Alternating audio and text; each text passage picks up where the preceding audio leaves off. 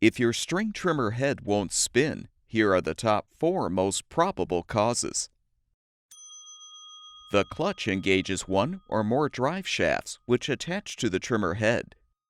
If the clutch assembly is worn out, the trimmer head won't spin. A new clutch assembly is relatively inexpensive and easy to install.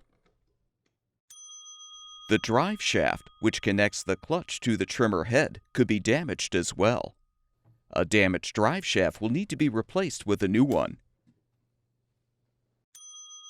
The trimmer head itself could be defective and unable to spin. Also, if the threads of the drive shaft are stripped, you should replace both the trimmer head and the drive shaft at the same time.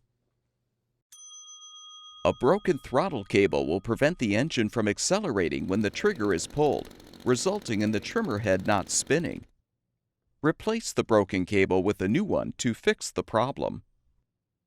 All of the parts shown in this video are available on our website. Be sure to enter the full model number of your product to find the specific replacement part that will fix your string trimmer.